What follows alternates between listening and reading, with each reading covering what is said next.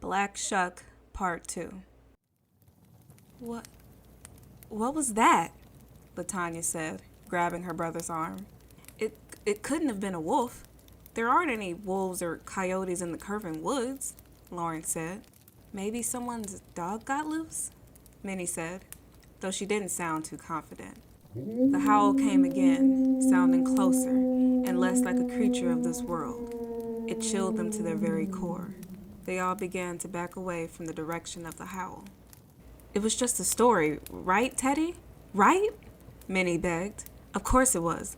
There's no such thing as a demon dog, ghosts, or... Teddy? Paulina started to say, but her voice trailed off as she noticed Theodore staring at the forest, white as a sheet. She and the others followed his gaze to the edge of the clearing, quickly understanding why he looked so terrified. Staring at them from the darkness were a pair of large red eyes. The children ran for their lives. There was nothing to be said, no words needed to be spoken. They all just understood that no matter what was staring back at them, it was surely malevolent. Behind them, the campfire had been snuffed out, and an ink-black darkness covered the woods, quickly gaining on them. Lawrence was in the lead, with LaTanya not too far behind him. Ever since they were born, their twin connection always drew them together. So when LaTanya tripped over a rock and fell to the ground, Lawrence instinctively went back for her after hearing her cry out.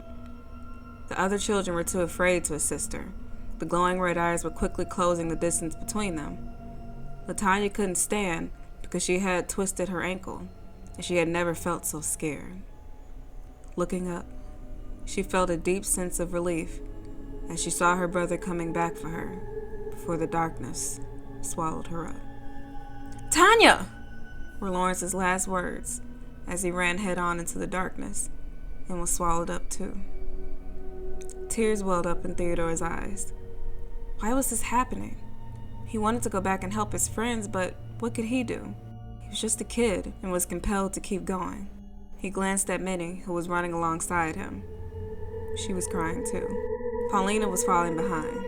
She had never been very athletic and refused to drink water or eat healthy food. As a result, she had no endurance and was always physically tired. That was fine for gym class, but right now, her life depended on it. But her determination to live would not be enough. Eventually, she slowed down and finally just stopped. She doubled over in complete exhaustion. Between labored breaths, she yelled for her friends to keep going. Minnie, not ready to lose another friend, whirled around to face the darkness. "Come on, Paulina. We're almost out of the woods. Keep going." Paulina let out one last breath and smiled at her. I can't. And in an instant, she was gone. Minnie gasped, covering her mouth. She locked eyes on Theodore, who was way ahead of her now. "Theodore, come back! We have to help them! Theodore!" Theodore wanted to turn back, but he couldn't stop himself from running full speed ahead. He wished that Minnie would at least keep going as well. He knew it was too late for the others. "Theodore!" The edge of the woods was in sight. Even if he stopped now to encourage Minnie, he could still make it out. "Theodore!" Theodore stopped and turned towards her voice. "Come on, Minnie. We're almost..." But Minnie was no longer behind him. Just the darkness with the round red eyes. "Theodore!" came Minnie's voice again. Shocked, he turned and kept running. "Theodore!" came Paulina's voice. "Theodore!" and Lawrence's. "Theodore!" and finally LaTanya's. Tears streamed down his face once more, as the guilt of leaving his friends behind nearly crushed him. "Theodore! Theodore!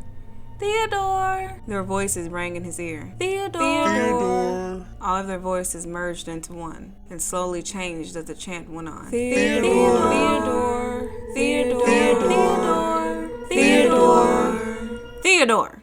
This time, it was his mother's voice. "Theodore, it's time to come home. It's too dark for you to be out. Theodore!" Theodore finally reached the edge of the woods, and his running slowed to a steady walk. His mother was waiting for him on the back porch. At first, she was looking around frantically, but when her son casually came into view, She placed both hands on her hips. Theodore, what have I told you about staying out after dark? Especially in the woods by yourself. Mom, I wasn't by myself. I was with my friends. His mom froze. Which friends? Theodore looked at her, confused. My friends. You know, Lawrence, Latanya, Minnie, and Paulina. Stop being weird, Mom. Right, she said. Why don't you go get cleaned up so we can eat? Sure. As he walked out, his dad cheerfully walked in. What's on the menu for today, Sarah? Polish sausages, she said distantly. What's wrong? It's Theodore. He was out playing with his friends again. Oh. He's been doing this every week, Ed. I think he needs to talk to someone. Babe, calm down. Ed sat down at the kitchen. Let the kid cope the way he needs to. We have no idea what he's going through. I mean, he was the only survivor, and I'm sure he must feel guilty sometimes, even though it wasn't his fault. Maybe pretending that his friends are still alive eases that guilt. This is getting dangerous, though. Sarah gestured towards the curving woods. He shouldn't be out there by himself in the dark. He's 14 years old. He'll be all right. Besides, he wasn't by himself. Chuck doesn't count, she screamed, frustrated. Ed sat back inside. Okay, you're right. It's been 4 years since the incident, and this is getting out of hand. Maybe having him see a therapist will help him cope better. Good, Sarah said. I'll start looking for one tomorrow. She set the table in silence. Suddenly, Theodore came running down the stairs in his pajamas. I forgot about Chuck! Both of his parents shook their heads. Oh, geez, Theo. I was wondering where he was, said Ed. Theodore burst onto the back porch and called into the woods.